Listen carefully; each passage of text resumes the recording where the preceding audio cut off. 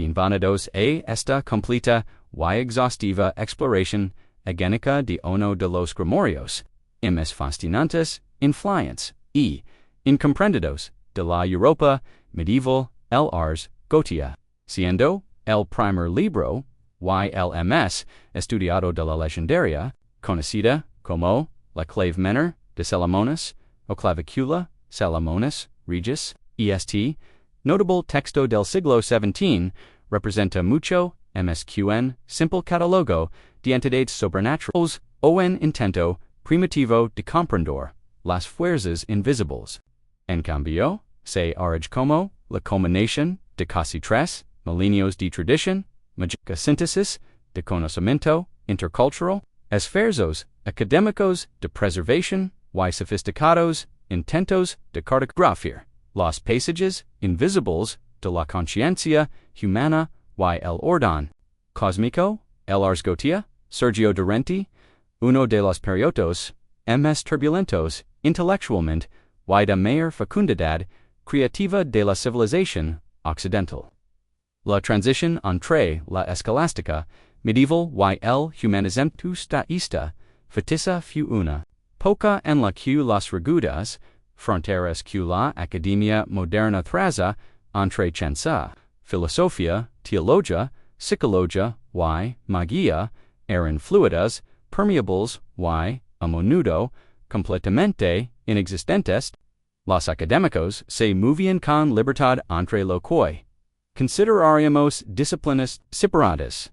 considerando la búsqueda del conocimiento como una empresa unificada que abarcaba tanto las dimensiones materiales como las espirituales de la realidad, aunque fueron condenados oficialmente por las autoridades eclesiásticas de toda Europa. Grimorios como el Ars Goetia circularon a través de redes académicas clandestinas extraordinariamente sofisticadas que abarcaron continentes y trascendieron fronteras religiosas. Estas redes de preservación demuestran una extraordinaria dedicación a la preservación de antiguas tradiciones de sabiduría que de otro modo se habrían perdido en medio de la persecución religiosa, la agitación política y la transformación cultural que caracterizaron el periodo medieval, el análisis paleográfico moderno, la crítica textual comparativa y las técnicas avanzadas de datación de manuscritos han revelado que el Ars Goetia se nutre de una gama extraordinariamente diversa y antigua de fuentes. Entre las influencias más significativas y mejor documentadas se encuentra el Testamento de Salomón, un texto pseudoepigráfico que los investigadores datan actualmente entre los siglos I. YVDC este documento fundamental describe los legendarios encuentros del rey Salomón con fuerzas sobrenaturales y el desarrollo de métodos sistemáticos para comprender y dirigir su influencia el propio Testamento de Salomón parece haber sido compilado a partir de fuentes incluso más antiguas incluyendo textos de encantamientos babilónicos, papyros mágicos egipcios y literatura sapincho-hebrea que podrían remontarse al periodo del exilio babilónico. Los descubrimientos arqueológicos de los siglos XX y XXI han proporcionado evidencia cada vez más detallada de estas antiguas tradiciones mágicas y sus sofisticados marcos teóricos. Los papyros mágicos bizantinos, en particular los descubiertos en la notable colección de la Geniza de El Cairo, proporcionan material, fuente crucial adicional que demuestra la continuidad ininterrumpida de la práctica mágica, desde la antigüedad tardía hasta la época medieval. La Geniza, un depósito de textos hebreos descostados, que fusilado en la sinagoga Ben Ezra del Viejo, Cairo, al rito del año 1500 DC. Contenía miles de textos mágicos, amuletos y quincos, de conjuros, q preservan practicas, magica, q abracan, msd, un milenio, quizas lo ms importante para comprender el desarrollo del Ars Goetia, c. q los textos, mágicos islámicos, q entraron en Europa a través de los pasillos intellectuals de la España medieval, Sicilia, y el sur de Italia aportaron elementos teóricos, y prácticos essentials, a la tradición. Las obras de Ahmad al-Buni, en particular, su monumental Shams al-Ma'arif wa Latif, al-Warif el Sol del Conocimiento, y las suteleces de las cosas elevadas, infloran profundamente en el pensamiento mágico europeo a través de las traducciones latinas realizadas en las famosas escuelas de traducción de Toledo, Córdoba y Palermo durante los siglos XII y XIII. El enfoque sistemático de Albuni para la práctica mágica. Su sofisticada comprensión del simbolismo numérico y su integración del calcana astronómico con las operaciones mágicas proporcionaron a los académicos europeos marcos teóricos mucho más avanzados que cualquier otro disponible en las fuentes cristianas contemporáneas. Su influencia se puede rastrear directamente a través de las estructuras organizativas. Las correspondencias numéricas y las metodologias operativas que caracterizan el Ars Goetia y los textos grimorios relacionados la evidencia arqueológica de yacimientos mesopotámicos ha revelado tablelas de arcilla que contienen listas de demonios, clasificaciones jerárquicas y enfoques sistemáticos de las fuerzas espirituales que guardan sorprendentes y innegables similitudes con los principios organizativos del Ars Goetia. Los textos babilónicos Utuku Lemnatu que datan aproximadamente del año 1000 AC contienen estructuras jerárquicas, categorizaciones, funciones e incluso nombres específicos notablemente similares que aparecen modificados en el Ars Goetia. Lo que indica que este grimorio preserva sistemas de conocimiento que abarcan más de 2 milenios de continuo desarrollo intelectual humano. La tradición mágica mesopotámica incluye elaborados sistemas de clasificación para diferentes tipos de espíritus, metodologias detalladas para la comunicación y negociación con fuerzas invisibles y una comprensión sofisticada de los principios psicológicos que subyacen a la práctica mágica. Traducciones recientes de textos mágicos cuneiformes han revelado que los antiguos magos babilónicos y asirios comprendían conceptos que la psicología moderna redescubriría posteriormente como la naturaleza autónoma de los compellos psicológicos, el valor terapéutico del diálogo simbólico y la relación entre los estados alterados de conciencia y la transformación de la personalidad, análisis recientes de manuscritos realizados por equipos de medievalistas en Cambridge, Oxford, la Sorbona y otras importantes instituciones de investigación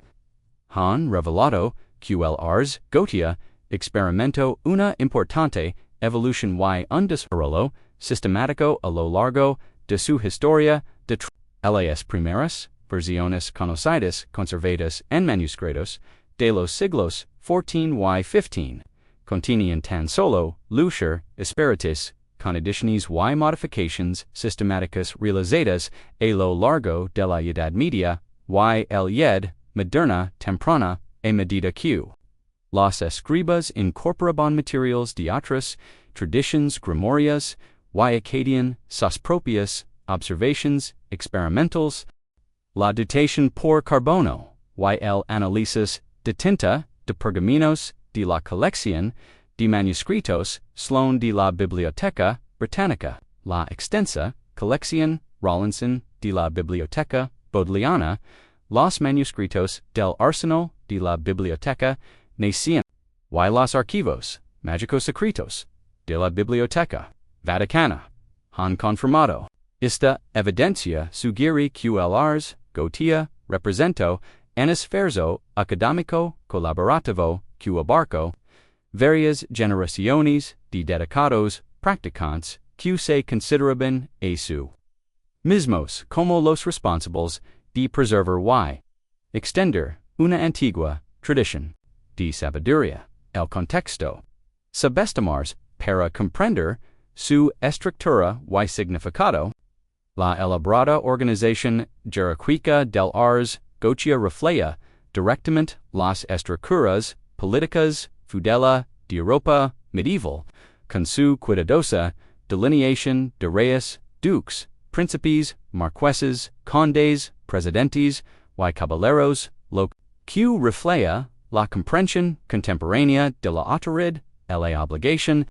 el orden social y el orden social, y los complejos relaciones sociales de padre y responsabilidad. Esta dimensión política sugiere que el texto no solo servía como manual práctico de operaciones mágicas, sino como un comentario sobre las estructuras de poder, los principios de liderazgo y la dinámica psicológica que rigen la organización social humana. El enfoque sistemático del grimorio para comprender los diferentes tipos de autoridad y sus esferas de inferencia correspondientes proporciona a los lectores medievales un marco para reflexionar sobre el liderazgo, el gobierno y la responsabilidad social que trascendía con creces las preocupaciones sobrenaturales, el análisis lingüístico realizado por filólogos comparativos revelado que los nombres de los titular espíritus provienen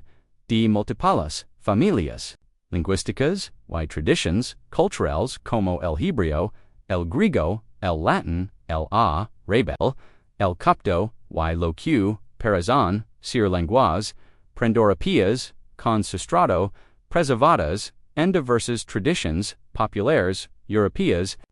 Este notable carácter multilingue refleja la naturaleza cosmopolita de la erudición mágica medieval y demuestra las redes internacionales a través de los cuales dicho conocimiento circuló a pesar de las fronteras políticas y los conflictos religiosos. Muchos de los nombres de los espíritus muestran claras conexiones etimológicas con deidades del antiguo cercano oriente. Figuras divinas greco-romanas y dioses europeos precristianos, lo que sugiere que el Ars Goetia conserva vestigios de tradiciones religiosas y mitológicas mucho más antiguas que se incorporan.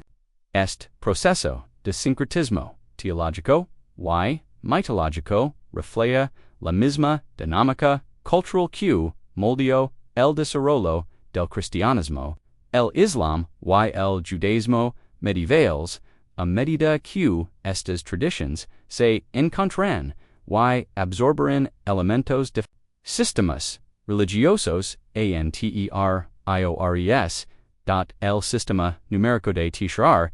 espíritus posee un profundo significado en múltiples tradiciones de sabiduría antigua y demuestra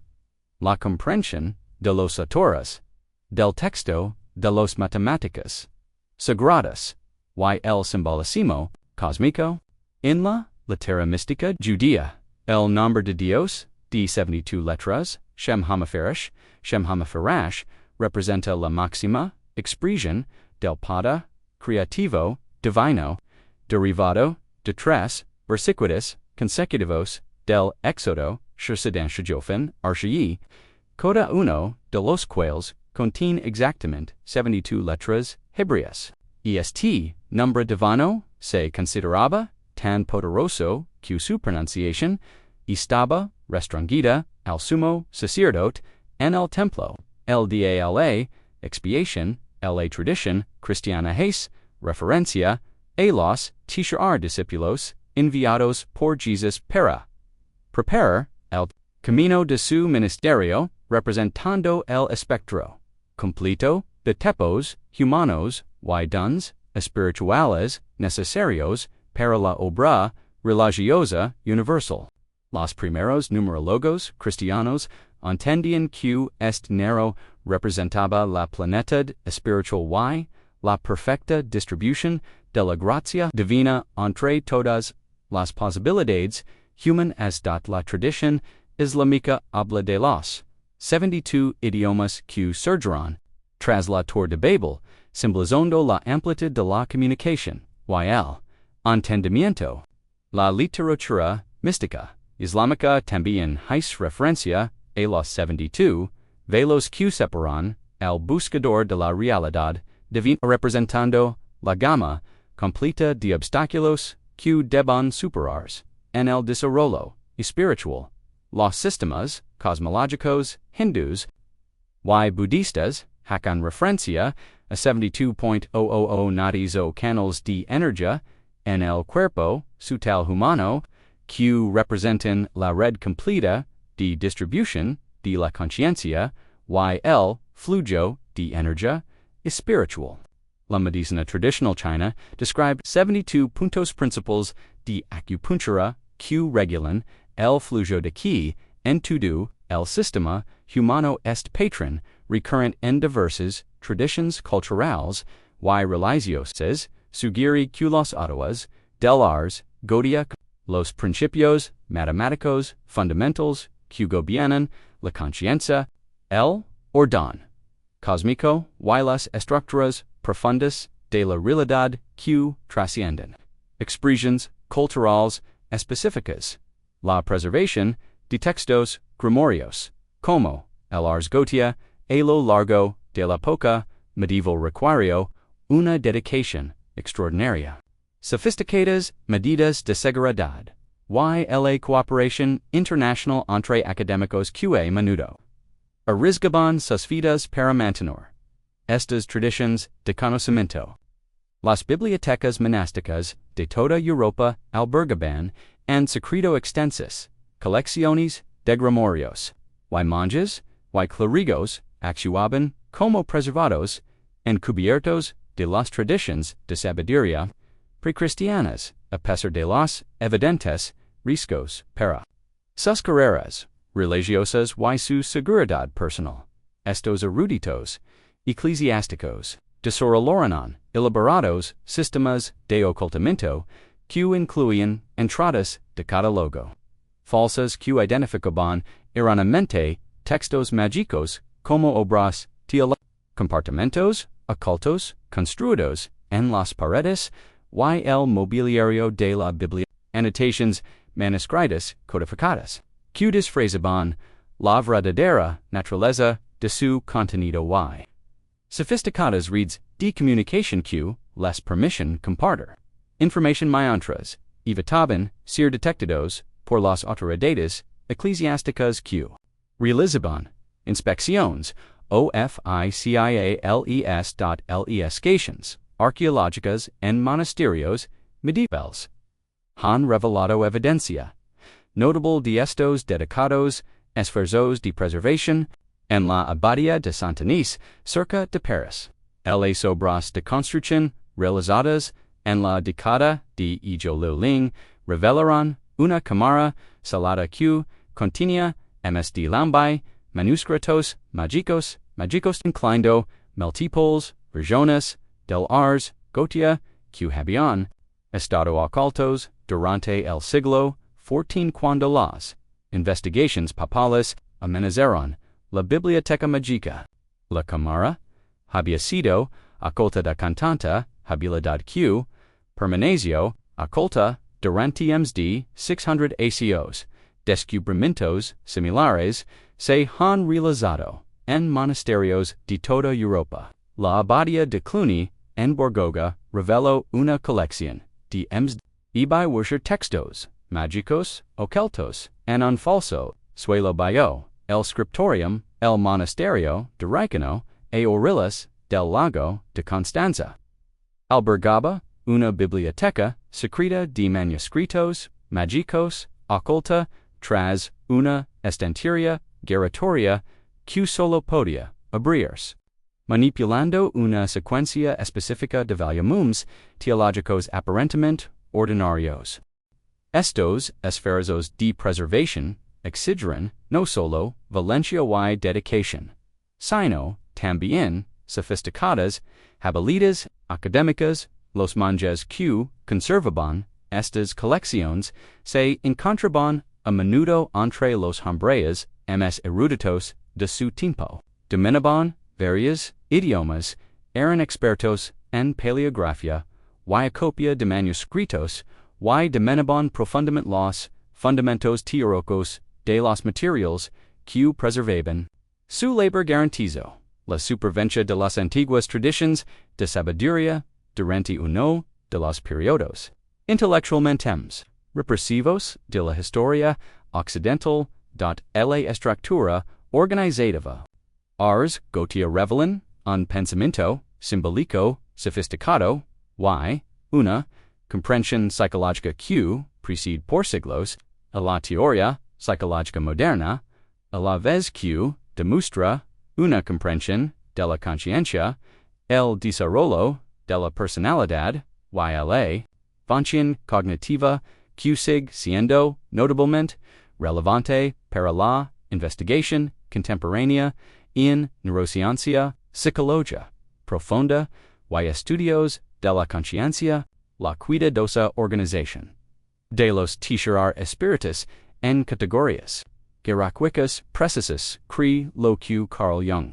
posteriormente reconocería como un sistema integral de mapeo de conciencia colectivo. Los compelges autónomos, los patrones arquetípicos y las fuerzas psicológicas que operan en la experiencia, tanto a nivel individual como colectivo, el sistema de clasificación jerárquica empleado en el Ars Goetia refleja una profunda comprensión del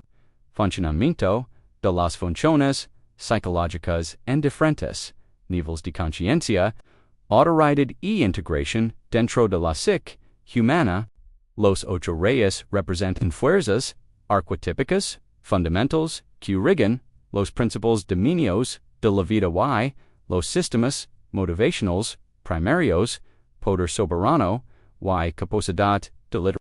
potential creativo y destructivo, dominio de la comunicación y el lenguaje, capacidades de protección y defensa, atracción y influencia magnética, sabiduría cósmica y visión espiritual, y autoridad suprema y conexión divina. Estos arquetipos reales se corresponden de forma notable con lo que la psicología contemporánea reconoce como los principles sistemas motivacionales que impulsan el comportamiento. Cada rey representa no solo una función psicológica discreta, sino un sistema completo de capacidades, desafíos y potenciales de desarrollo relacionados que deben integrarse. En el mundo, los 23 duques funcionan como autoridades intermedias dentro de la jerarquía psicológica, gobernando conjuntos de habilidades específicas, aplicaciones prácticas del poder y sus esferas de influencia abarcan la estrategia militar y la resolución de conflictos, la negociación diplomática y la influencia social, la creación artística y la sensibilidad estética y el pensamiento analítico y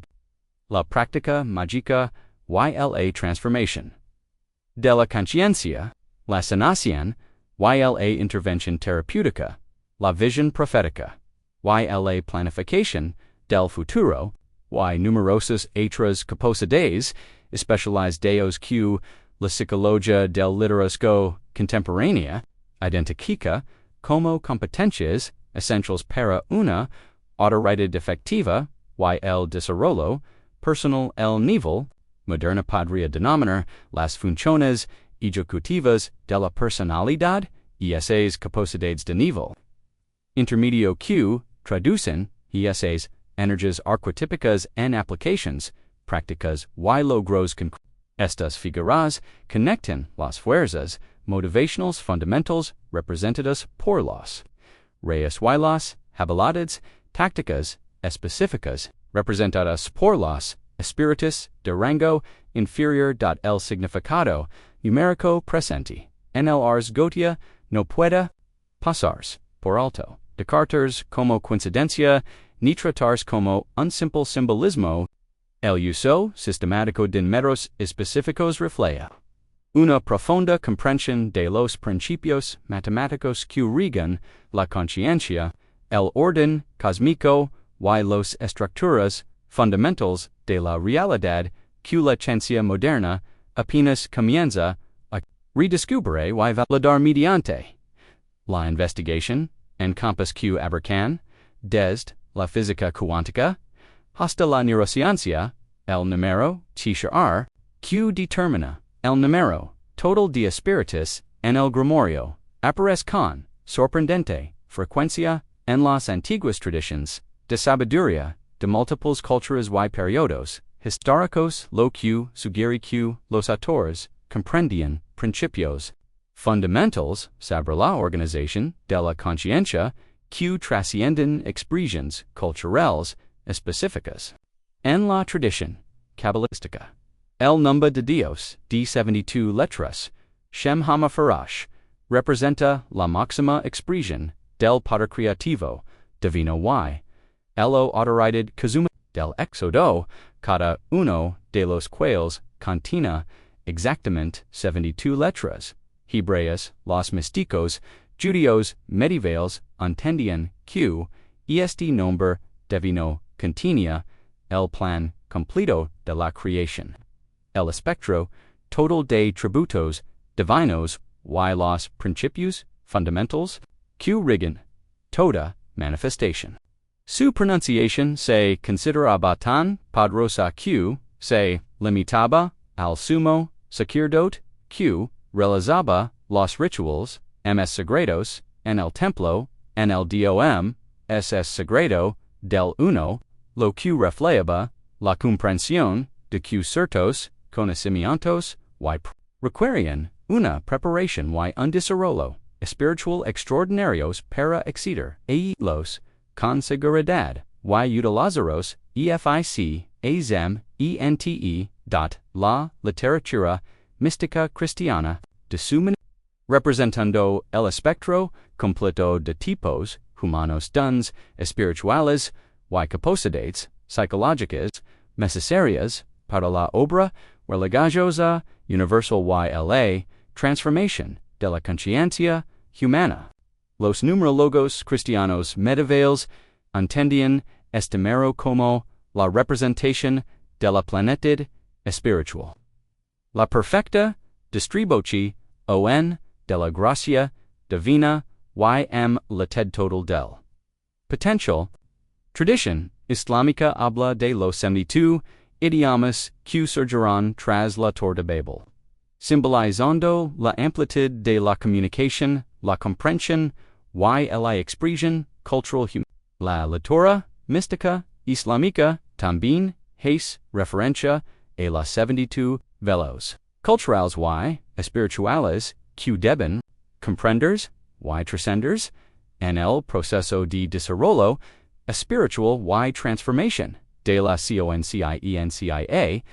Los sistemas cosmológicos hindú y budista describen THR, lin, nadas etho, canases DNL, cuerpo sutal humano, que representan la red completa de distribución de la conciencia, flujo de energía, espiritual y integración, psicofísica que debe comprenders y armonizar para un funcionamiento humano óptimo. La medicina tradicional china identifica 72 puntos principales de acupuntura que regulan el flujo de qi. En todo el sistema humano y representan nodos cruciales en la red energética que mantiene la salud física, claridad espiritual, Esta, notable convergencia del simbolismo numérico, e través diversas tradiciones culturales y religiosas, sugericiulas, autores del Ars Goetia comprendían principios estructurales profundos sobre la organización de la conciencia. Las matemáticas cósmicas y los patrones fundamentales que gobiernan la realidad, tanto a nivel microcósmico como macrocósmico, los poderes, esferas de influencia y métodos de operación, atributos, a cada espíritu corresponden con precisión a las necesidades psicolares, los desafíos del desarrollo, las funciones social y las capacidades de conciencia humanas específicas que la psicología profunda, la ciencia cognitiva y la neurociencia modernas reconocen como fundamentals. Por la integración saludable de la personalidad y el funcionamiento humano óptimo. Los 12 presidentes se especializan en la adquisición de conocimiento, la transformación intelectual, la revelación de información oculta y el desarrollo de la sabiduría, cruciales para el aprendizaje adaptativo, la resolución creativa de problemas y el tipo de pensamiento flexible que permite a los humanos desenvolverse en entornos compulsivos y en constante cambio. Los presidentes representan lo que podría llamarse la división de investigación y desarrollo de la psique, las funciones psicológicas responsables de recopilar información, su énfasis en la enseñanza, la revelación y la transformación intelectual refleja la comprensión de que la conciencia humana está fundamentalmente orientada al aprendizaje. 5 marqueses se centran en el pensamiento estratégico, la resolución de conflictos, la dinámica competitiva y las sofisticadas formas de inteligencia social necesarias para un líder. Sus dominios abarcan la estrategia militar y la planificación táctica, la negociación diplomática y la construcción de alianzas, la guerra psicológica y las operaciones de influencia y las sutiles artes de la persuasión y la manipulación que determinan el éxito en su.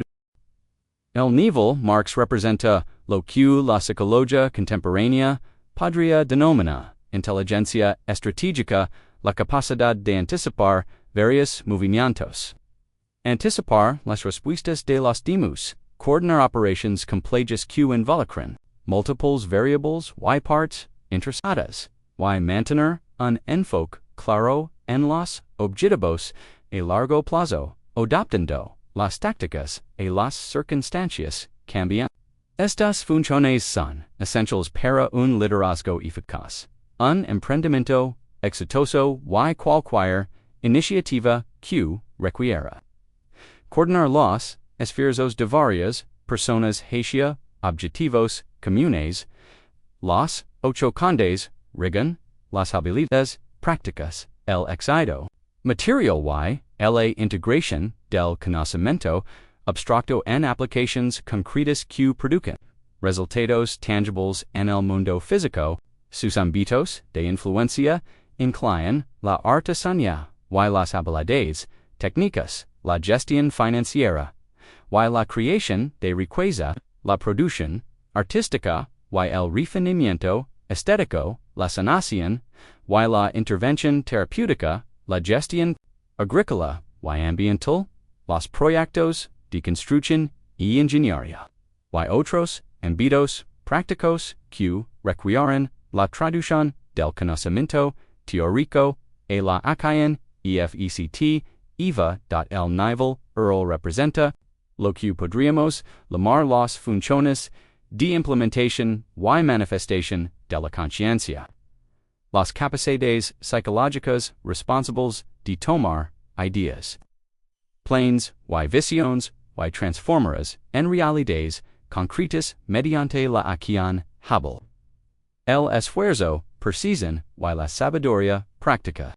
Estas funciones conectan la concepción con el logro. Entre la posibilidad la investigación neurocientífica contemporánea ha aportado perspectivas fascinantes sobre los posibles fundamentos neurológicos que subyaacen a los fenómenos psicológicos descritos en las tradiciones grimorias y ha validado muchas de las suposiciones sobre la conciencia, la función cerebral y el potencial humano que parecen estar arraigadas en textos como el Ars Goetia. La innovadora investigación del Dr. Robin Carhart Harris sobre la conciencia y la función cerebral en el Imperial College de Londres ha revelado que la red neuronal por defecto el sistema neuronal responsable de mantener la coherencia de la identidad personal,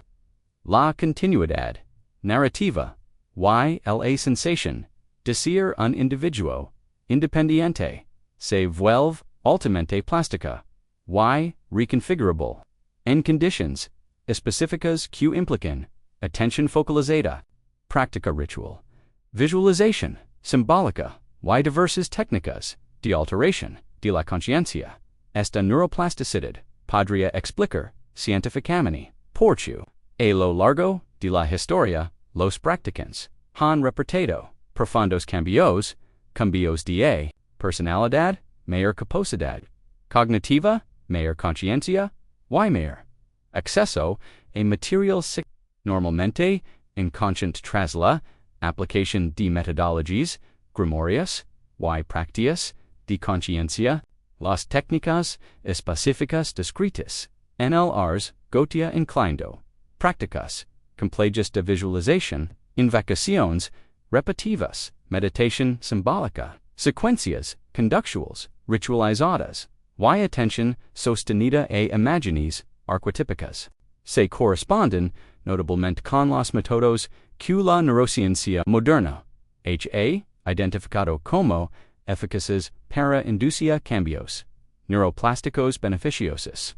Mejora la flexibilidad cognitiva y facilitar la integración entre regiones cerebrales normalmente de una cita la influent psicología arquetípica del Dr. James Hillman se inspiró explícitamente en las tradiciones grimorias argumentando que los demonios descritos en textos como el Ars Goetia representan compulsos psicológicos autónomos que requieren reconocimiento, diálogo consciente y integración cuidadosa en lugar de supresión, negación o intentos de eliminación. El enfoque terapéutico de Hillman consistía en desarrollar relación conscientes con estas figuras internas, considerándolas como aspectos esenciales de la plenitud psicológica MSQ como intrusiones patológicas o seños de mental. El trabajo de Hillman demostró que el enfoque sistemático del mapeo psicológico encontrado en las tradiciones grimorio podría adaptarse a la práctica terapéutica contemporánea, brindando a los clientes marcos sofisticados para comprender su vida interior, identificar patrones y motivaciones inconscientes y desarrollar relaciones conscientes y creativas con los diversos aspectos de su estructura de personalidad, los silos geométricos, símbolos y diagramas simbólicos asociados a cada espíritu del Ars Goetia representan sofisticados sistemas de codificación que funcionan como desencadenantes visuales de estados cognitivos y emocionales específicos, patrones de activación neurológica y configuraciones de la conciencia. Los matemáticos, místicos y filósofos naturales medievales entendieron estas complejas formas geométricas como mecanismos mnemotécnicos capaces de activar redes neuronales específicas, facilitar el acceso a tipos específicos de conocimiento y experiencia y inducir cambios mensurables en la atención. La percepción, y la función cognitiva. La investigación moderna en ciencias cognitivas percepción visual y neurofeedback ha demostrado que los patrones las imágenes simbólicas y las configuraciones visuales específicas pueden de hecho desencadenar cambios mensurables en la función cerebral. Los patrones de atención, la regulación emocional y el rendimiento. Los siglos del Ars Goetia con sus intrincadas combinaciones de círculos parecen incorporar principios que la investigación neurológica contemporánea ha validado como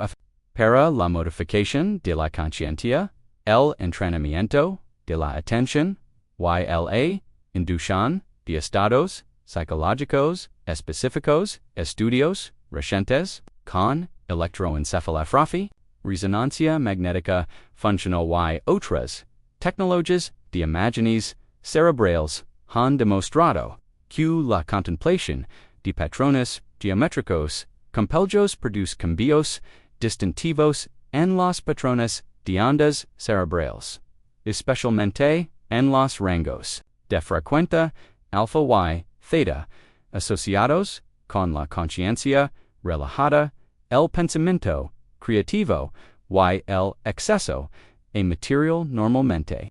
inconsciente. Los principios geométricos y específicos empleados en los siglos, grimorios, inclinado, simetría, proporción, relaciones matemáticas y correspondencias simbólicas parecen ser particularmente eficaces para inducir el cuidadoso énfasis del texto en la precisión temporal. Las correspondencias astronómicas, las conditions ambientales y las consideraciones estacionales refleja una comprensión sofisticada de los ritmos circadianos, la cronobiología, patrones efectivos estacionales y las complejas maneras en que los factores ambientales influyen en los estados psicológicos, la función cognitiva y la accesibilidad de la conciencia. La investigación cronobiológica moderna ha confirmado que la conciencia humana, la regulación emocional, el rendimiento cognitivo y la sensibilidad espiritual se ven significativamente influenciados por variables temporales, astronómicas y ambientales, precisamente los factores que las tradiciones grimorias consideraban cruciales para una práctica eficaz y resultados óptimos. La atención sistemática, la preparación ritual, la purificación mental, las consideraciones éticas y el desarrollo espiritual que se describe a lo largo del Ars Goetia se corresponde estrechamente con lo que la práctica terapéutica contemporánea reconoce como prerequisitos esenciales para el trabajo psicológico profundo, la exploración de la conciencia, la insistencia del texto en la preparación moral, la definición clara de intenciones, las medidas de protección y el desarrollo gradual refleja la comprensión de que la conciencia puede ser psicológicamente desestabilizada, potencialmente peligrosa, y contraproducen sin una preparación adecuada, estructuras de apoyo adecuadas y prácticas de integración apropiadas, la preservación y transmisión del Ars Goetia a lo largo de la Edad Media y la Edad Moderna temprana revela una fascinante y sofisticada red clandestina de eruditos, clérigos intelectuales, artesanos y nobles, cultos que mantenían sistemas de comunicación clandestinos, comparten los resultados de sus investigaciones y coordinaban sus esfuerzos de preservación a través de fronteras, políticas divisions, religiosas y barreras culturales que prohibían oficialmente. Muchos de estos dedicados preservadores ocupaban cargos prominentes dentro de las mismas instituciones eclesiásticas, sistemas universitarios y estructuras políticas que condenaban oficialmente dichos textos Criando una, complagia, red de secreta q, operaba en paralelo, y a veces dentro de las jerarquicas académicas, y religiosas, officiales, este red académica, clandestina, demostró niveles de cooperación internacional. Sophistication intellectual, y complejidad organizativa q. Rivalización con las instituciones académicas, los participantes desarrollaron sistemas complejos para la comunicación, segura establecieron medidas de calidad para la transmisión textual, sofisticados procedimientos de autenticación para verificar la exactitud de los materiales copiados y mantuvieron extensas bibliotecas y colecciones de investigación que, a menudo, superaban a sus homólogos oficiales tanto en alcance como en rigor académico, investigaciones archivísticas recientes realizadas en bibliotecas de monasterios, archivos catedralicios, colecciones universitarias, bibliotecas de familias, nobles y archivos privados de toda Europa han revelado amplia evidencia de esta compleja red de copia, verificación y distribución que se extendía desde Irlanda y Escocia al oeste hasta Constantinopla y Kiev al este y desde al norte hasta Sicilia y Andalucía al sur.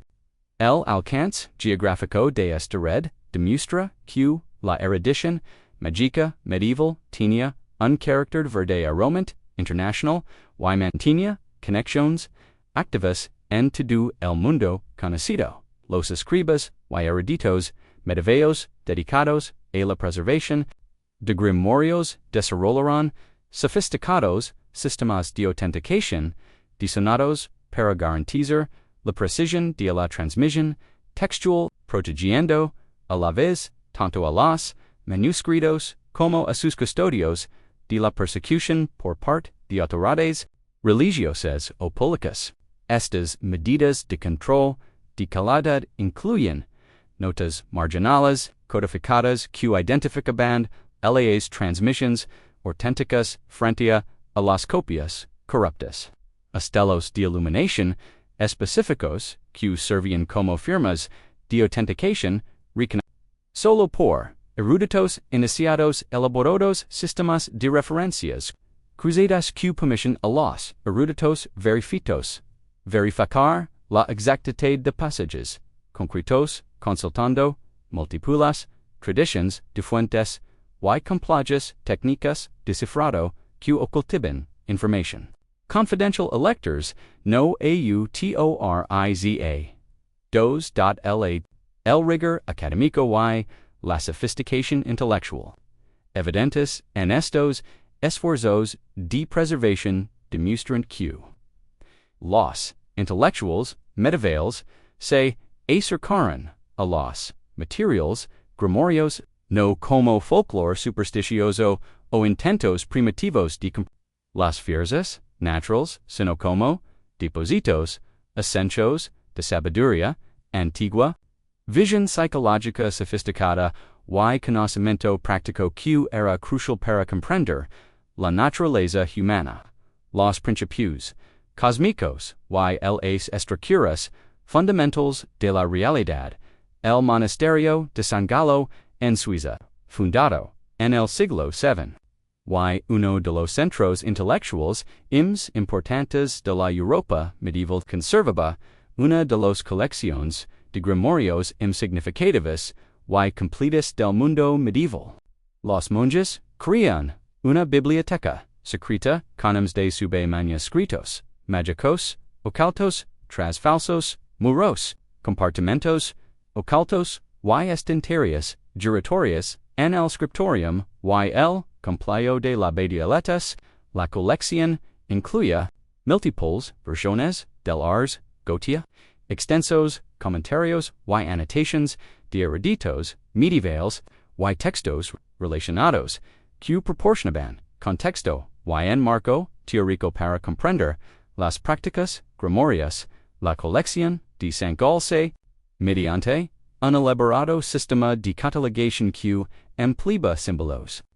letras, hibrios, signos astrológicos, y notaciones matemáticas para ocultar el verdadero contenido de los manuscritos a las inspecciones oficiales de la Iglesia. Permisiodos, iniciados, localizar, textos, específicos, y materials relacionados cuando las fuerzas de Napoleón ocuparon la región, región en Jehová, los monjes logran ocultar su biblioteca mágica mediante procedimientos desarrollados y perfeccionados durante siglos de evasión de la persecución. La colección permaneció oculta hasta su descubrimiento accidental durante las renovaciones del edificio en 1912.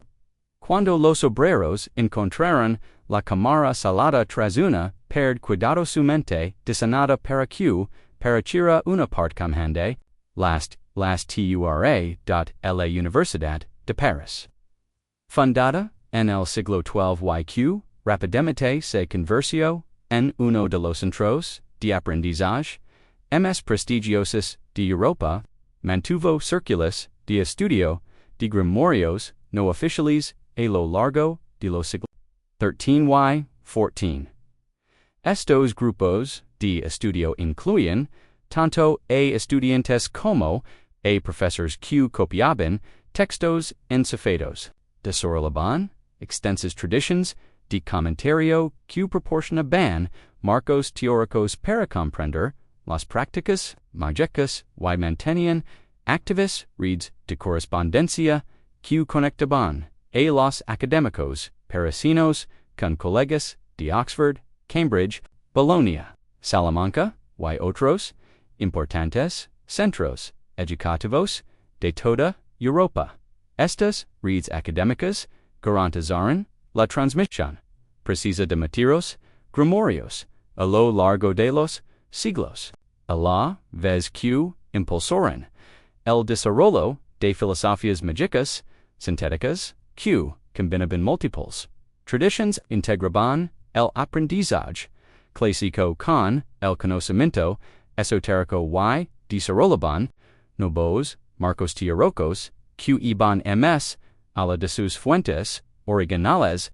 La calidad académica de los trabajos producidos por estos círculos de estudio universitarios a menudo superaba la de los programas académicos oficiales en cuanto a rigor intelectual, metodología de investigación exhaustiva y desarrollo teórico.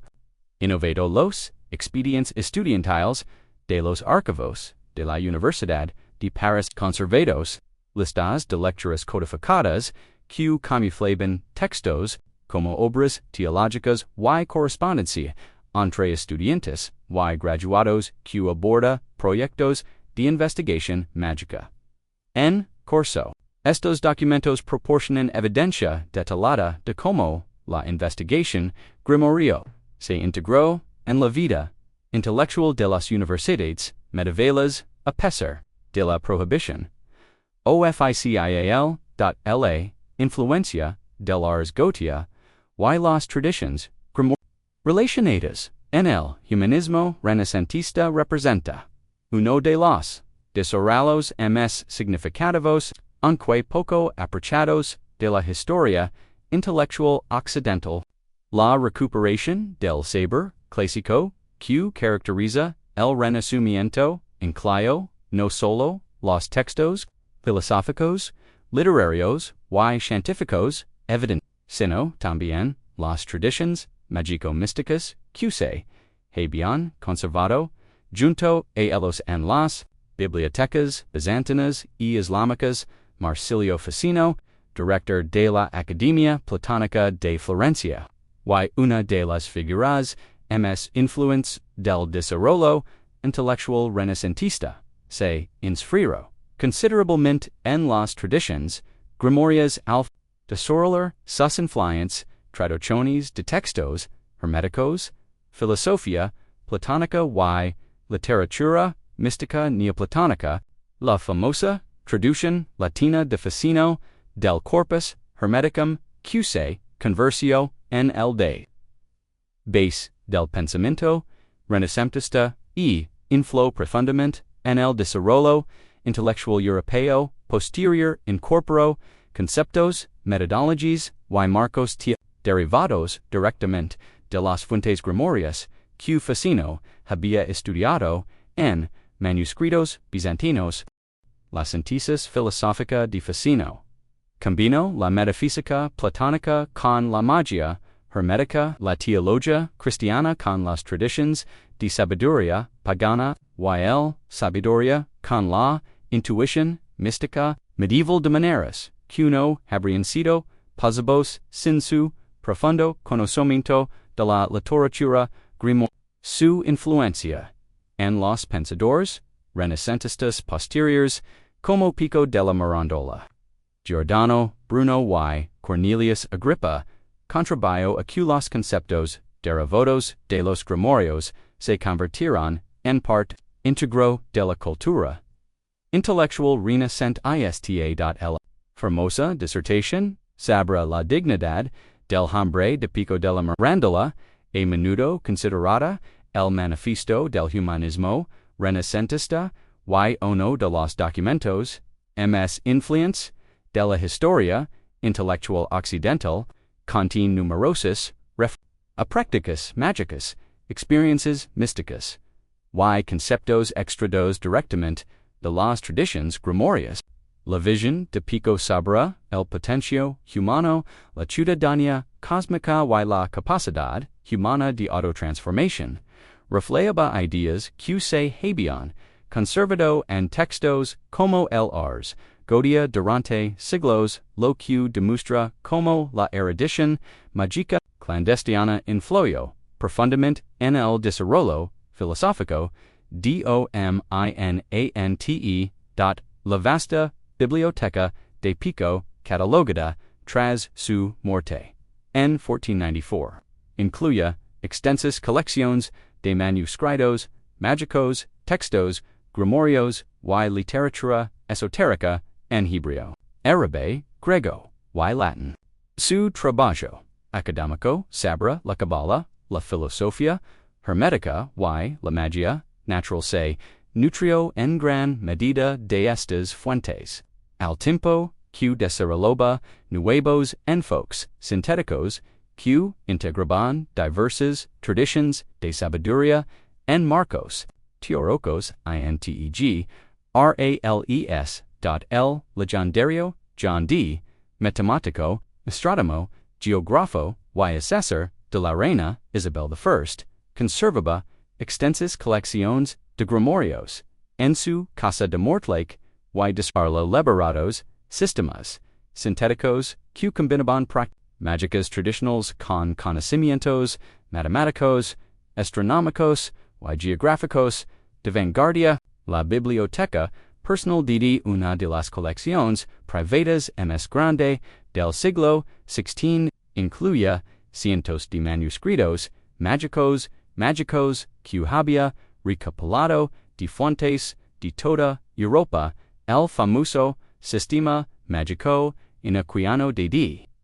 gracias a su colaboración con Edward Kelly y Basado en su supuesta comunicación con inteligencias angelicas muestra claras influencias de las metodologías de Ars Goetia, a la vez que las extiende a nuevos territorios teológicos y filosóficos. El enfoque sistemático de la jerarquía espiritual, el uso de siglos compulsos y diagramas geométricos, y el énfasis en procedimientos rituales precisos que caracterizan la magia inocuana, reflejan principios derivados de las tradiciones. Grimoires. La influencia DDNL, posterior desarrollo intelectual Ingles fue profunda. Su trabajo sobre navegación y geografía contribuyó a la expansión marítima de Inglaterra. Su investigación matemática y astronómica impulsó el conocimiento científico y sus intereses mágicos y místicos influyeron en de pensadores posteriores como Robert Flood,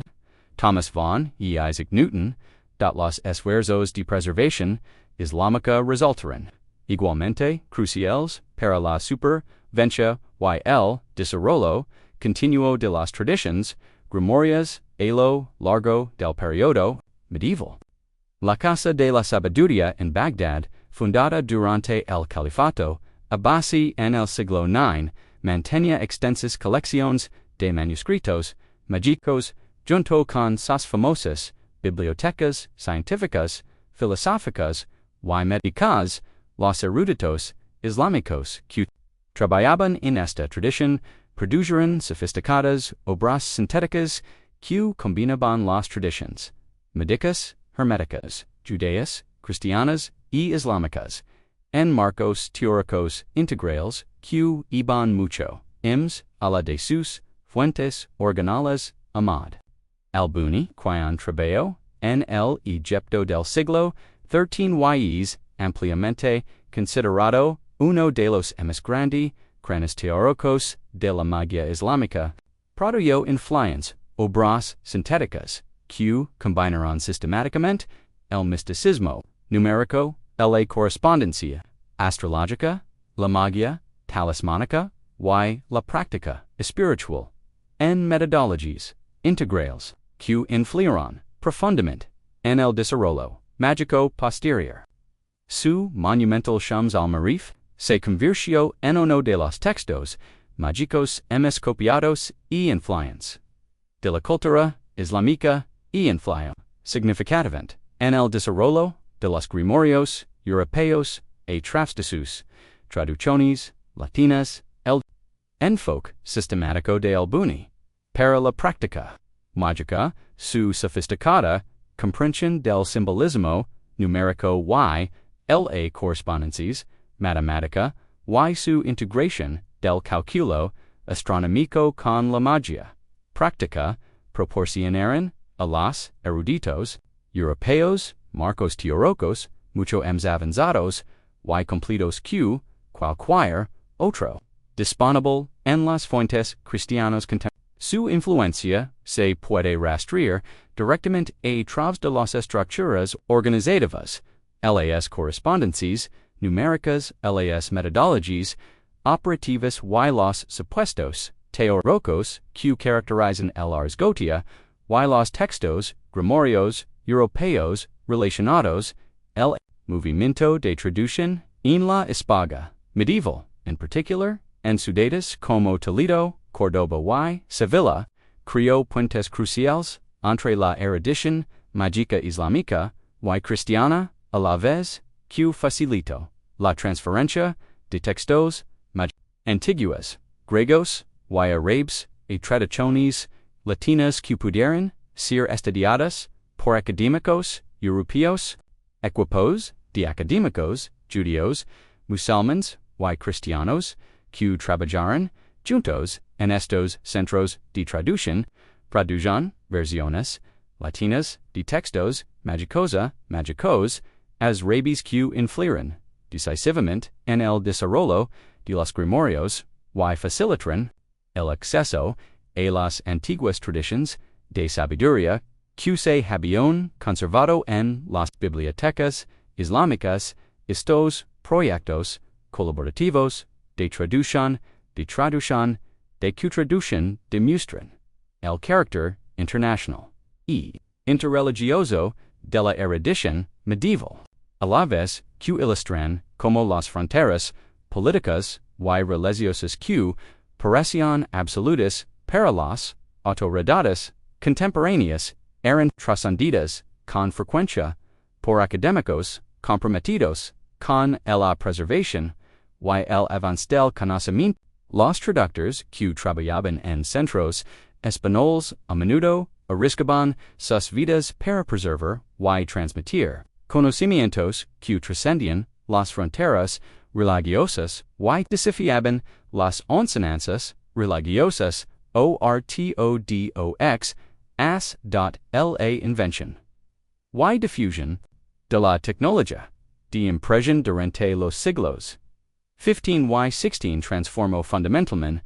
la accesibilidad a los grimorios Los patrones de transmisión, y la naturaleza de la erudición mágica. Si bien los manuscritos se habían limitado necesariamente a pequeños círculos de eruditos iniciados que podían permitirse el enorme gasto de la copia manual, las ediciones impresos pudieron ligar a un público mucho más amplio y pasaron el conocimiento mágico al alcance de lectores cultos que carecen de conexiones con las redes de transmisión tradicionales. Sin embargo, esta mayor accesibilidad implicó costos significativos en términos de precisión textual preparación espiritual y la preservación de las salvaguardas tradicionales que habían protegido tanto el conocimiento como a sus usuarios durante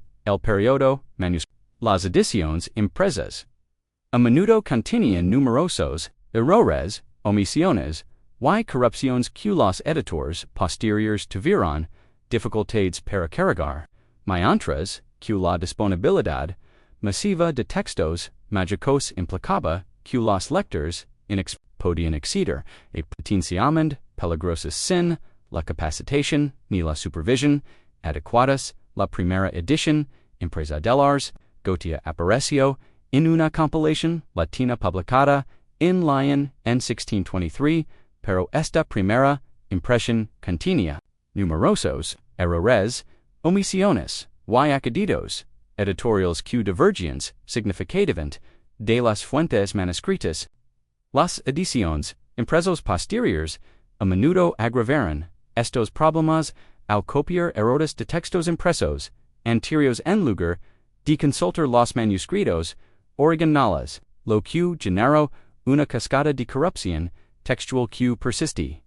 En muchas ediciones modernas, la famosa traducción de 1904 de Samuel Little MacGregor Mathers, basada en manuscritos del Museo Británico y publicada como parte de su edición de la Llave Menor de Salomón, acercó el texto al público angloparlante por primera vez. Si bien la traducción de Mathers fue, en general, más precisa que las versiones impresas anteriores, también introdujo nuevas capas interpretativas, modificaciones editoriales y marcos teóricos extraídos de las prácticas mágicas de la aurora dorada que, en ocasiones, oscurecen los significados originales y el contexto histórico.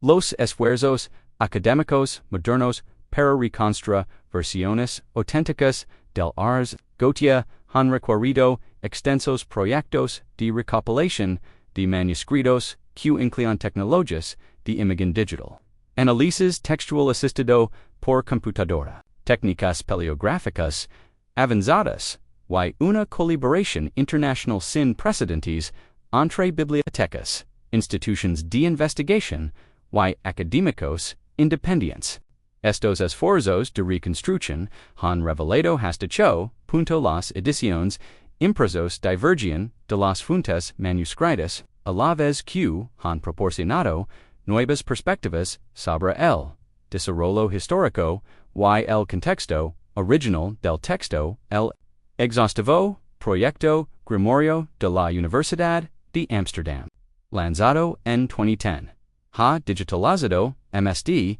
y 10 manuscritos mágicos de colecciones de toda Europa, creando bases de datos con función de búsqueda que permiten a los investigadores rastrear variantes textuales, identificar patrones de y reconstruir el desarrollo histórico de las tradiciones grimorias con una precisión y un detalle sin precedentes. Proyectos de digitalización similares en otras instituciones han puesto a disposición de investigadores internacionales manuscritos previamente inaccesibles, a la vez que han preservado documentos históricos frágiles para futuros estudios. Sección CIF, Interpretaciones modernas, relevancia contemporánea y direcciones futuras. La sabiduría antigua se encuentra con la ciencia devancaria. Investigación contemporánea ha revolucionado radicalmente, nuestra comprensión del lugar del Ars Goetia en la historia intelectual occidental, superando con creces las desestimaciones simplistas del texto, como mera superstición medieval, psicología primitiva o intentos prescientíficos de comprender los fuerzas nat. En cambio, investigadores modernos de diversas disciplinas han legado a reconocer que el Ars Goetia preserva conocimientos psicológicos sofisticados, principios matemáticos avanzados, metodologias terapéuticas eficaces, y una profunda comprensión filosófica que según siendo de notable relevancia para la investigación actual en estudios de la conciencia, la ciencia cognitiva, la psicología profunda y el desarrollo humano. Esta revolución académica ha sido impulsada por avances en múltiples que han proporcionado nuevas herramientas para comprender textos históricos, analizar sistemas psicológicos y prácticas antiguas a través de metodologías de investigación empírica que no estaban disponibles. Han aplicado técnicas de análisis computacional de vanguardia, algoritmos de aprendizaje automático y sofisticadas metodologías de memoria de datos a textos grimorios, revelando patrones estructurales ocultos, relaciones sistemáticas y principios organizativos que eran completamente invisibles para los métodos académicos tradicionales. Estos enfoques computacionales han revelado notables consistencias en la categorización de las funciones psicológicas, en la descripción de los estados de conciencia y en la estructuración de las intervenciones terapéuticas en diferentes tradiciones. Grimorios y periodos históricos. La innovadora investigación de la ceremonial en el laboratorio de ciencias de la computación y inteligencia artificial del MIT ha utilizado técnicas avanzadas de procesamiento del lenguaje natural, algoritmos de análisis semántico y software de reconocimiento de patrones para analizar las estructuras lingüísticas, los marcos conceptuales y las relaciones sistemáticas presentes en los textos de los grimorios. Sus algoritmos han identificado correlaciones sorprendentes y estadísticamente significativas entre las descripciones de personalidad, los atributos funcionales y los patrones de comportamiento de los diferentes espíritus del Ars Goetia y los perfiles psicológicos, estilos cognitivos y tipos de personalidad correspondientes en la investigación moderna de la personalidad y la evaluación psicométrica. El análisis computacional de Chen reveló que los autos medievales del Ars Goetia poseían una comprensión intuitiva notablemente sofisticada y precisa de los patrones de comportamiento humano, la tipología psicológica y las relaciones sistemáticas entre los diferentes aspectos de la estructura de la personalidad que la psicología moderna, validado mediante décadas de investigación empírica y análisis estadístico, las correspondencias identificadas por sus algoritmos, sugieren que las tradiciones grimorias preservaron el conocimiento psicológico práctico derivado de siglos de observación minuciosa, experimentación sistemática y validación empírica. El programa de estudios de la conciencia del Instituto de Investigación de Stanford, dirigido por el Dr. Michael Rodriguez, ha documentado convergencias fascinantes y extensas entre las metodologías grimorias tradicionales y las prácticas contemporáneas en múltiples modalidades de tratamiento y aplicaciones. Ciertas técnicas de terapia cognitivo-conductual, replican, LAS, operations, grimorious, traditionals, con notable precision. En particular, por su énfasis en la visualización simbólica, la modificación sistemática del comportamiento, el trabajo de integración estructurada de la personalidad, YLUSO, de imágenes arquetípicas para facilitar la transformación psicológica. El equipo de investigación de Rodríguez ha realizado estudios controlados que comparan la eficacia de los terapéuticos basados en prácticas mágicas tradicionales con los enfoques terapéuticos convencionales. Sus hallazgos indican que los clientes que trabajan con metodologías derivadas de grimorios muestran mejoras estadísticamente significativas en la autoconciencia, la regulación emocional, la resolución creativa de problemas y la integración psicológica. En comparación con los grupos de control que reciben intervenciones terapéuticas, están los extensos estudios antropológicos del Dr. Michael Harner Sabra, las prácticas chamánicas en diferentes culturas han revelado que los enfoques basados en grimorios para la exploración de la conciencia, el desarrollo espiritual y la curación psicológica comparten elementos metodológicos fundamentals, supuestos teóricos y técnicas prácticas con las tecnologías espirituales indígenas que se encuentran en sociedades que van desde el chamanismo siberiano hasta las tradiciones de medicina vegetal desde los sistemas de adivinación africanos hasta las prácticas de los sueños aborígenes australianos. Esta notable validación intercultural sugiere que las tradiciones grimorias preservan perspectivas universales sobre la modificación de la conciencia, el desarrollo espiritual y la transformación psicológica, que trascienden contextos culturales, periodos históricos y marcos religiosos específicos. La convergencia de técnicas en diversas tradiciones indica que las prácticas descritas en textos como el Ars Goetia podrían reflejar principios fundamentals de la conciencia humana y el desarrollo espiritual.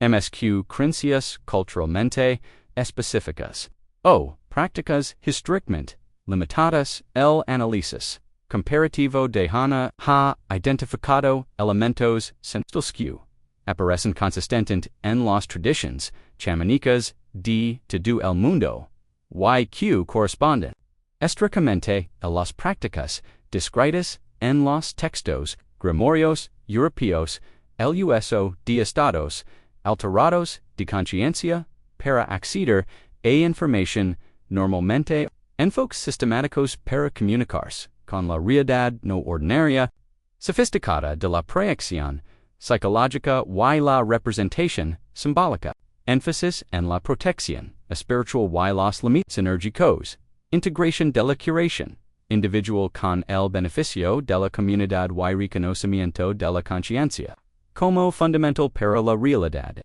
Los procesos materiales la influencia del texto en las prácticas terapéuticas modernas continúa expandiéndose a medida que profesionales de la salud mental, investigadores de la conciencia y practicantes de la medicina, el valor práctico de los enfoques arquetípicos para la sanación psicológica, la integración de la personalidad y el desarrollo de la conciencia. Los analistas junguianos han incorporado desde hace tiempo conceptos derivados de los grimorios en su trabajo terapéutico, pero recientemente terapeutas cognitivos especialistas en trauma, consejeros en adicciones y otros profesionales de la salud mental han comenzado a adaptar las prácticas mágicas tradicionales a aplicaciones clínicas. El trabajo pionero de la Dra. Rachel Torres en el Centro de Estudios de la Conciencia de La Universidad de California ha desarrollado protocolos terapéuticos integrales que incorporan explícitamente elementos derivados de las tradiciones grimorias, manteniendo rigurosos estándares científicos y directrices éticas para la práctica clínica. Su terapia de integración arquetípica utiliza prácticas de visualización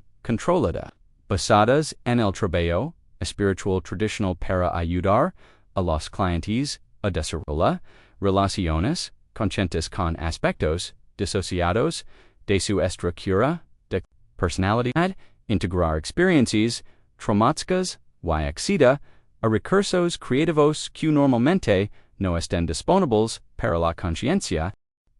La investigación clínica de Torres ha demostrado que los pacientes que trabajan con técnicas de integración arquetípica muestran mayores significativas en flexibilidad psicológica, resiliencia, emocional capacidad creativa para resolver problemas y satisfacción vital general en comparación con los pacientes que reciben intervenciones terapéuticas convencionales. Su trabajo se ha replicado en centros de tratamiento de Norteamérica y Europa. Lo que ha impulsado el desarrollo de programas de formación para terapeutas interesados en incorporar enfoques arquetípicos en su práctica clínica las aplicaciones terapéuticas de las prácticas derivadas del grimorio ven más a la de la terapia individual y incluyen trabajo en grupo, consultoria organizacional y iniciativas de sanación comunitaria. Varios centros de tratamiento especializados en la recuperación de adicciones han desarrollado programas basados en principios arquetípicos derivados de las tradiciones del grimorio, utilizando la representación simbólica, la práctica ritual y la imaginación guiada para ayudar a los clientes a identificar y transformar patrones autodestructivos.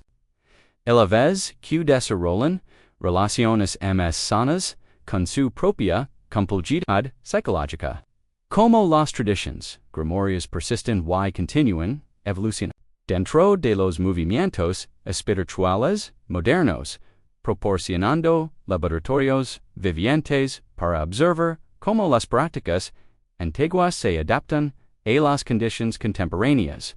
manteniendo su eficacia essential y potencial transformador.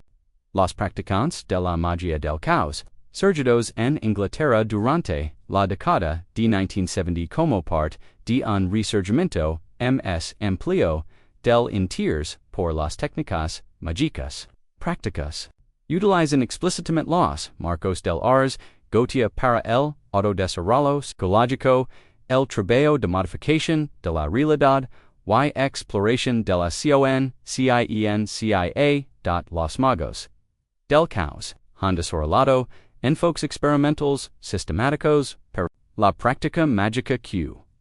generan datos empíricos sobre la eficacia práctica de las técnicas tradicionales, a la vez que adaptan metodologías antiguas a la comprensión contemporánea de la psicología, la neurociencia y la investigación de la conciencia. Su énfasis en los resultados prácticos, la verificación experimental y la flexibilidad teórica ha generado valiosas perspectivas sobre cómo funcionan realmente las prácticas grimorias y condiciones optimizan su eficacia en las comunidades neopaganas de Norteamérica y Europa conservan elementos de magia popular tradicionales que derivan directamente de las prácticas de los grimorios medievales creando expresiones contemporáneas de antiguas tradiciones de sabiduría que continúan desarrollándose y adaptándose a las condiciones. Estas comunidades suelen mantener registros detallados de sus prácticas, resultados experimentales y desarrollos teóricos, lo que proporciona datos valiosos para los investigadores que estudian técnicas de modificación de la conciencia, prácticas de desarrollo espiritual y los efectos psicológicos del trabajo, ritual y simbólico. Investigadores académicos han realizado extensos estudios etnográficos en estas comunidades, documentando cómo los precontan y aplican los PRICTICAS tradicionales a la vez que observan sus efectos psicológicos y sociales. Estos estudios han revelado que los participantes de comunidades neopaganas y mágicas suelen reportar mayores significativas en la autoconfianza, la creatividad, la resolución de problemas y el bienestar psicológico general que parecen estar directamente relacionadas con su participación en las prácticas tradicionales de la investigación científica sobre los estados alterados de conciencia, la neuroplasticidad y la modificación de la conciencia ha encontrado convergencias inesperadas y significativas con las metodologías descritas en el Ars Goetia y textos grimorios relacionados. Los investigadores que estudian la meditación, los sueños lúcidos, las experiencias psicodélicas y otros estados de conciencia no ordinarios redescubren constantemente técnicas, principios y perspectivas que los practicantes desarrollarán a lo largo de siglos de experimentación sistemática y observación minuciosa. El equipo de investigación del Dr. Robin Carhart Harris en el Imperial College de Londres ha utilizado tecnologías avanzadas de imagen cerebral, como resonancia magnética funcional, tomografías PET y electroencefalograma de alta densidad, para documentar los cambios asociados a prácticas derivadas de sistemas mágicos tradicionales. Sus estudios muestran que los participantes que participan en ejercicios de visualización basados en grimorios, prácticas de meditación y actividades rituales presentan una mayor conectividad entre regiones cerebrales. Normalmente, una mejor comunicación entre los hemisferios izquierdo y derecho, y la activación de redes neuronales asociadas con la creatividad, la introspección y la integración psicológica. Estos cambios neurológicos se corresponden estrechamente con los efectos psicológicos que las tradiciones grimorias predicen como resultado de esas prácticas, lo que sugiere que los antiguos teóricos de la magia poseían una comprensión notablemente precisa de cómo las técnicas de modificación de la conciencia afectan la función cerebral y el desarrollo psicológico. Los estudios de imágenes cerebrales validan objetivamente los informes subjetivos de mayor creatividad, mayor conciencia y mejor integración psicológica que los practicantes han descrito durante siglos. La investigación de Carhart Harris también ha revelado que los siglos geométricos y las imágenes simbólicas tradicionalmente asociadas con las prácticas grimorias pueden desencadenar patrones específicos de activación neuronal que facilitan el acceso a material normalmente. Los explorations cerebrales muestran que a contemplación de símbolos mágicos, especialmente en las regiones asociadas con el procesamiento simbólico, el pensamiento creativo y la integración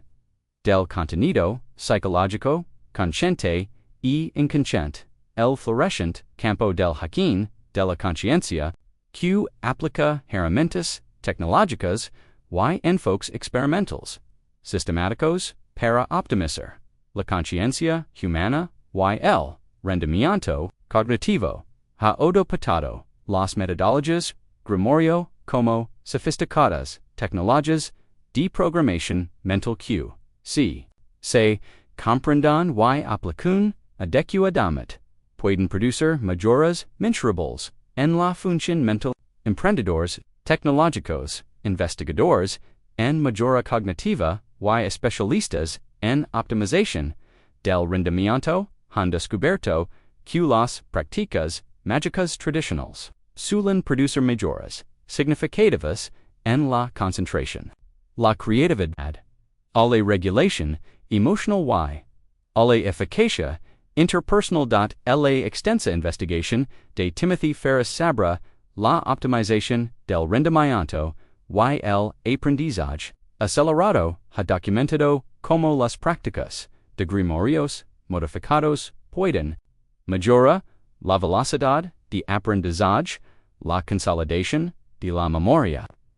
la adquisición de habilidades y resolución creativa de problemas, el adaptarse a aplicaciones contemporáneas. Su análisis sistemático de técnicas tradicionales ha revelado que muchas prácticas mágicas medievales funcionan como sofisticadas tecnologías de mejora cognitiva, que seguían siendo muy eficaces cuando se disponían de sus interpretaciones sobrenaturales y se aplican como ejercicios prácticos de entrenamiento mental. Los protocolos experimentales de Ferris han sido adoptados por emprendedores, atletas, artistas y otras personas de alto rendimiento que buscan optimizar sus capacidades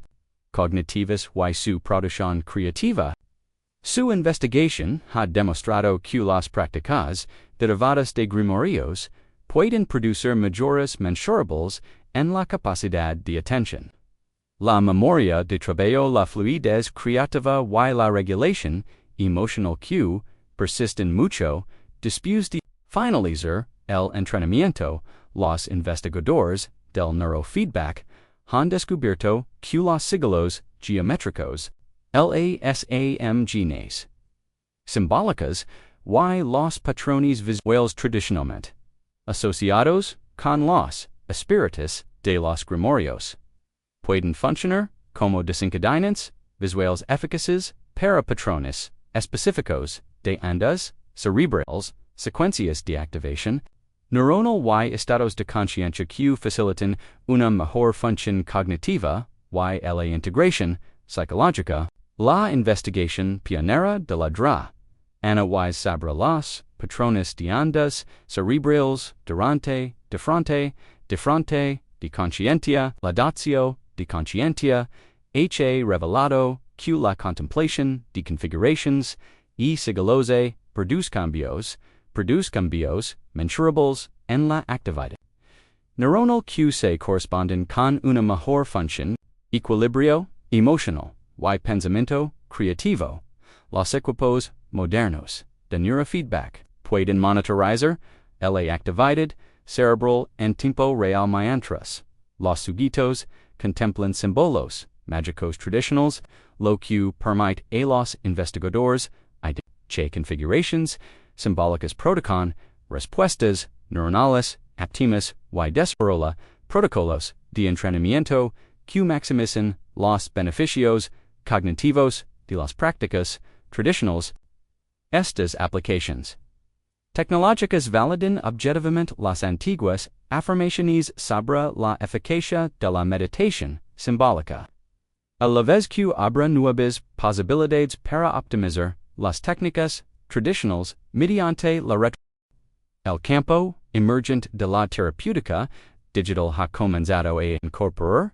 elementos derivados de las tradiciones grimorias en intervenciones de salud mental basadas en aplicaciones, programas de meditación y plataformas de entrenamiento cognitivo que pueden ligar a millones de usuarios en todo el mundo. Varias aplicaciones exitosas de meditación y entrenamiento cognitivo utilizan elementos visuales, patrones auditivos y ejercicios interactivos inspirados en prácticas mágicas tradicionales, lo que demuestra la continua relevancia práctica de estas tecnologías ancestrales para el bienestar contemporáneo y el desarrollo personal. Los desarrolladores de realidad virtual han creado entornos inmersivos basados en espacios mágicos tradicionales. Passages simbólicos y imágenes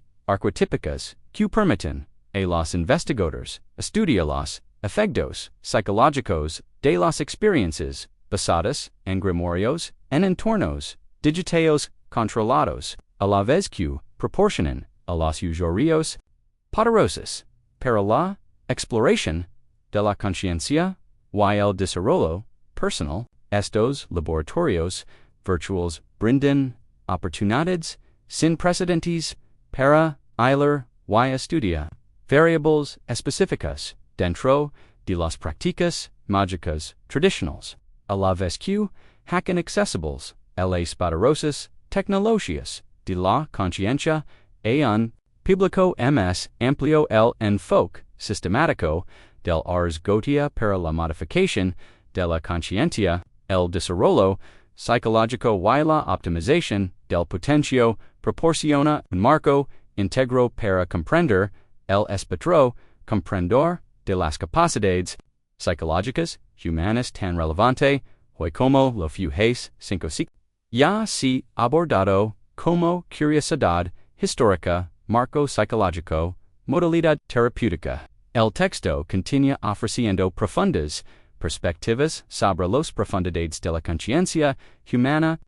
y los métodos sistemáticos para el desarrollo del potencia que desafían a la psicología contemporánea a desarrollar marcos igualmente integrales y prácticos a medida que continuamos avanzando en nuestra comprensión científica de la conciencia, la cognición, la plasticidad neuronal, el psicológico y el potencial humano. El Ars Goetia se erige como un testimonio notable de los sofisticados conocimientos psicológicos, los enfoques experimentales sistemáticos y la sabiduría práctica que nuestros antepasados desarrollaron a través de la investigación experiencial directa de la conciencia y la observación cuidadosa de los procesos de transformación psicológica. Su enfoque sistemático para catalogar las fuerzas psicológicas, comprender las técnicas de modificación de la conciencia y facilitar la integración de la persona, una guía detallada para el desarrollo personal y la exploración de la conciencia que desafía a la ciencia contemporánea a desarrollar metodologías igualmente integrales efectivas en la práctica y sofisticadas en la teoría. El legado del Ars Goetia nos reta en definitiva a abordar los misterios de la conciencia con el mismo rigor, curiosidad, experimentación sistemática y profundo respeto por el potencial humano que caracterizaron a los eruditos medievales que preservaron y transmitieron este extraordinario texto a través de siglos de persecución, transformación cultural y revolución intelectual en una era en la que la investigación de la conciencia finalmente está emergiendo como una disciplina científica legítima, con metodologías sofisticadas, herramientas tecnológicas avanzadas y un creciente apoyo institucional. La sabiduría preservada en este antiguo grimorio ofrece una guía invaluable para la exploración continua de las posibilidades psicológicas y espirituales al tiempo que demuestra que las preguntas fundamentales sobre la conciencia, la identidad y el potencial humano que impulsan la investigación contemporánea han sido investigadas activamente por investigadores dedicados durante mil años. La convergencia de la sabiduría ancestral y la ciencia moderna, evidente en la investigación contemporánea de Ars Goetia, sugiere que estamos entrando en una nueva fase del desarrollo humano, donde el conocimiento tradicional y la investigación de vanguardia pueden trabajar juntos para liberar el potencial, humano de maneras, que ninguén en folk podría lograr por su solo. El texto serve de punt entre el pasado y el futuro, conectando la sabiduría de nuestros ancestros con las tecnologías del mañana al servicio de la búsqueda intemporal de una mayor comprensión, una mayor capacidad y una realización más completa de nuestras posibilidades más profundas.